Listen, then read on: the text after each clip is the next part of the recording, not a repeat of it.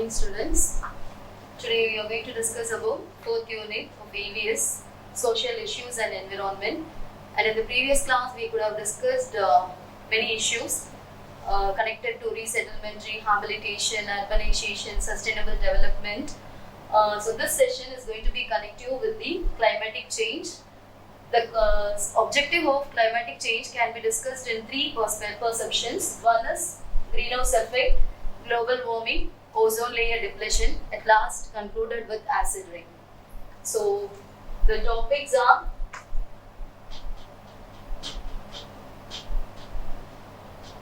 global warming,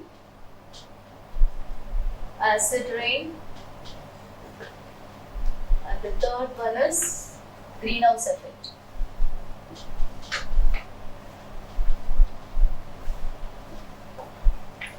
And the connective processes, ozone layer depletion,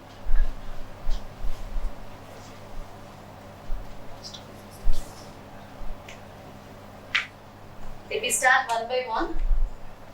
The first step is global warming, because global warming, ozone layer depletion, greenhouse effect, all the three are interconnected. Start with the global warming. Global warming is a process of the gradual warming up of Earth's surface by the atmosphere trapped gases, and the gases are called as the greenhouse gases. So let me clear it about what are greenhouse gases at the beginning. Greenhouse gases are heat trapping gases. So these gases normally not existing in the atmosphere due to man-made effect or industrialization are the emission of gases from the technology. By these, some kind of gases can be introduced into the atmosphere. So, let me clear about the natural composition of the atmosphere. Everyone knows the natural composition of atmosphere is connected with 78% oxygen and 78% nitrogen, 21% oxygen, and 3% other gases, and only 0.05% we have carbon dioxide.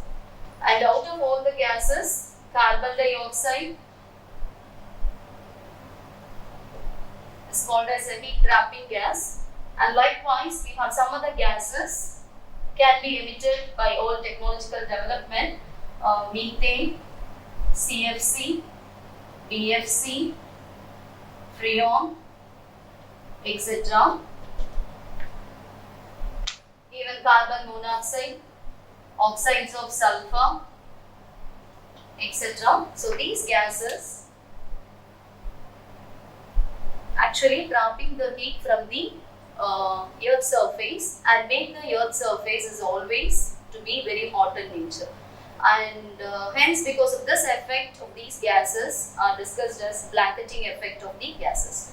And naturally, in the composition of atmosphere, these gases are very, very traces in level because of the industrialization, automobiles, and the technological development make the expel of these gases to be a little high in percentage. So it makes heating can be continuously trapped, and the picture clearly shows the light can be emitted from the sun. 75% of the light falls on the Earth's surface, can be reflected.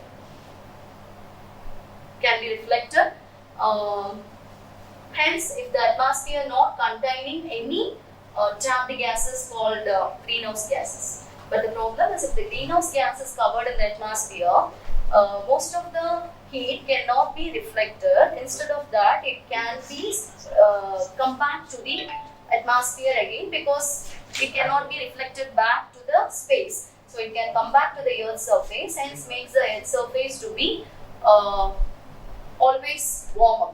So it is gradually raising the temperature of the Earth.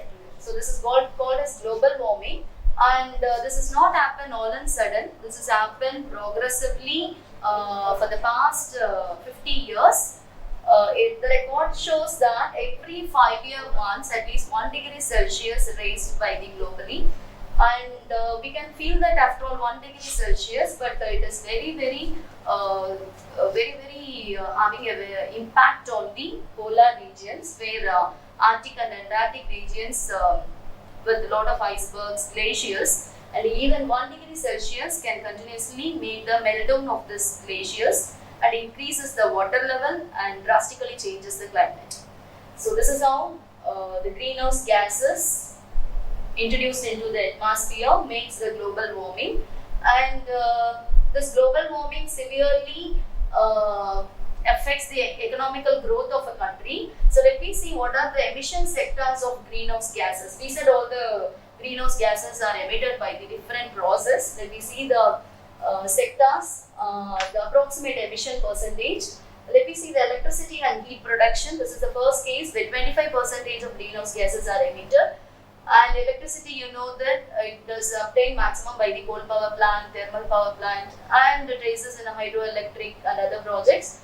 It emits 25% of greenhouse gases, and especially carbon dioxide and methane. Agricultural and forestry, where 24% can be emitted into the atmosphere. Buildings, the natural radiation emitted as 6%. By transportation, 14%, and all other industrial process, it emits 21%. And then other energy sectors releases 10% of greenhouse gases. So greenhouse gases drastically pull down the economic status of a country, and because of this makes a continuous problem of global warming, and global warming in turn connects with the ozone layer depletion. So ozone layer depletion, what we said, the greenhouse gases CFC, BFC. The formula of CFC is chlorofluorocarbon, Cl2, F2, chlorofluorocarbon.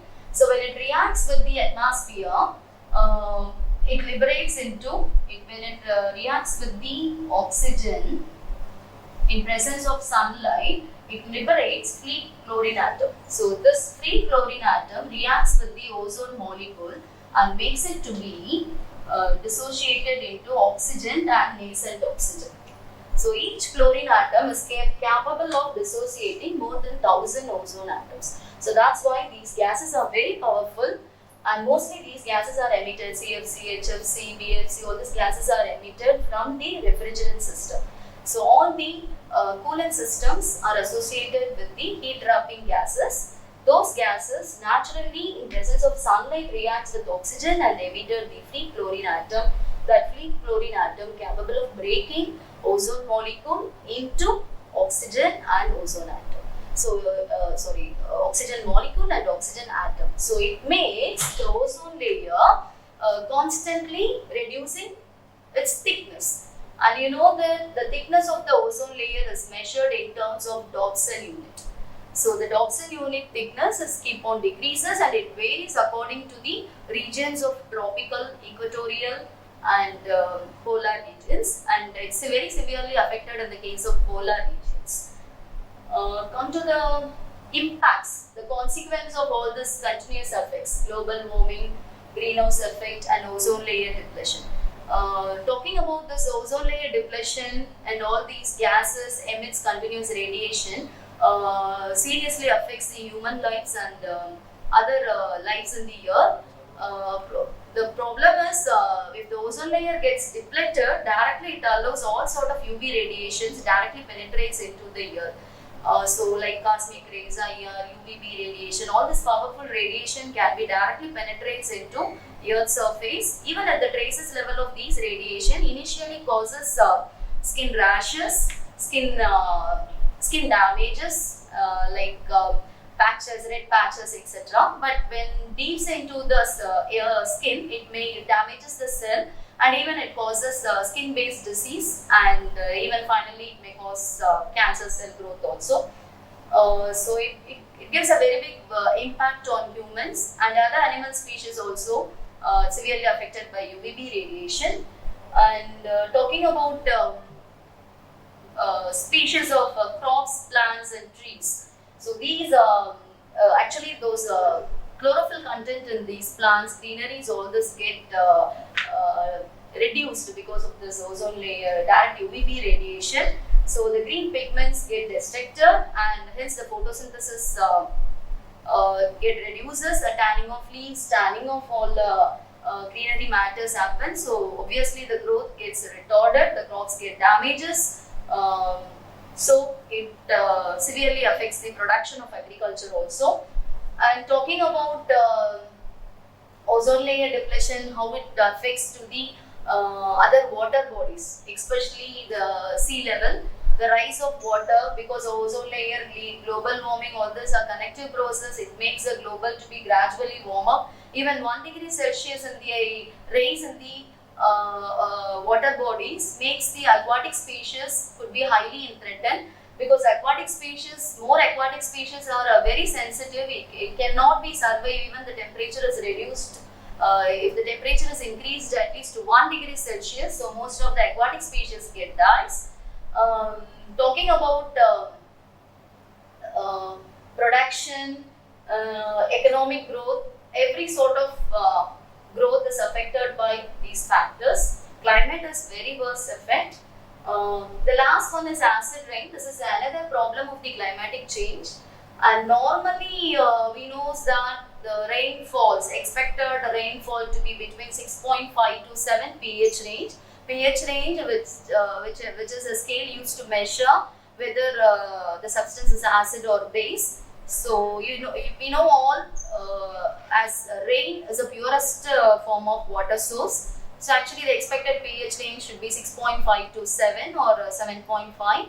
But probably if the rain is contaminated by the gases emitted into the atmosphere called especially sulfur oxides, carbon oxides and nitrogen oxides, it reacts with the moisture and converted into acid rain. So the pH of the acid rain definitely could be 5 to 5.5 or 6.5. So somehow it makes the characteristic change of the normal rain. The normal rain expected to be neutral, but this kind of rain is acidic in nature. So obviously the consequences are very worst. Let me see the reactions.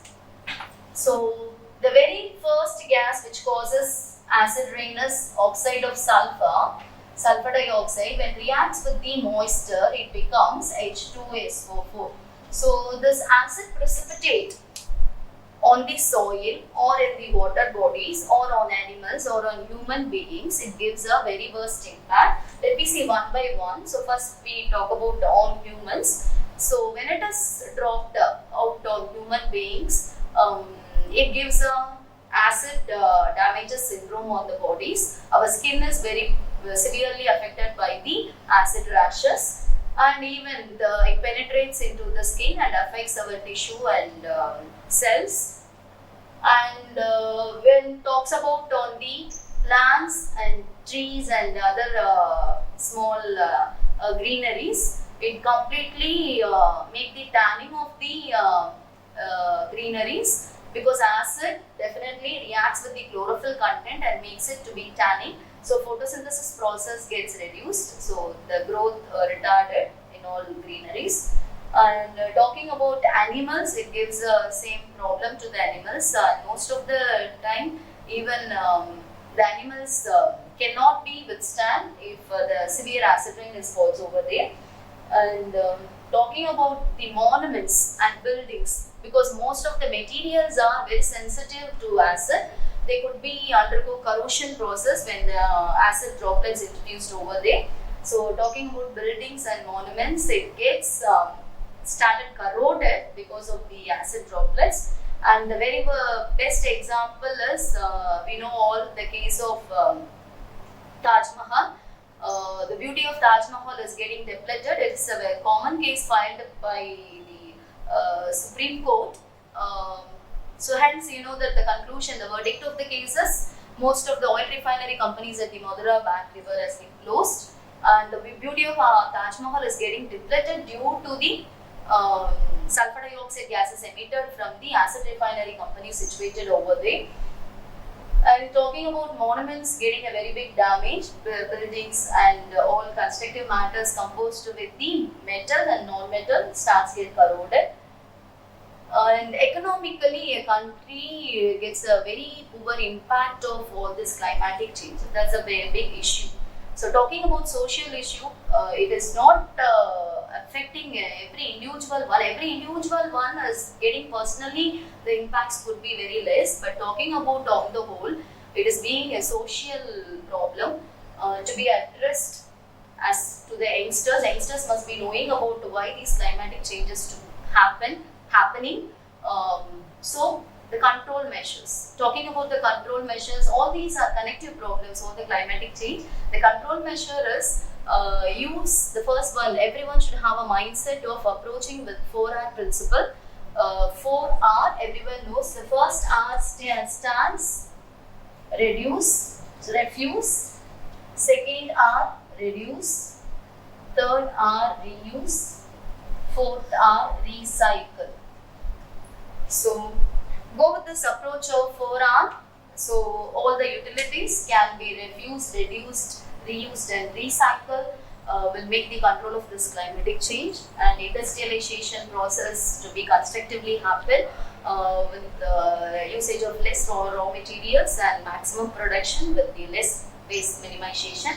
And automobiles must be switched over to some novel methods where the pollution rate could be very less, and we can go with the like using alternative energy resources for production of energy, because the classical method of using burning of fossil fuels emits the 25%. So this is a energy greenhouse gases produced process at the different rate. So these things to be in a high control method, definitely the climatic change to be controlled well. Thank you guys. Hope so that this chapter is clear to all. Thank you.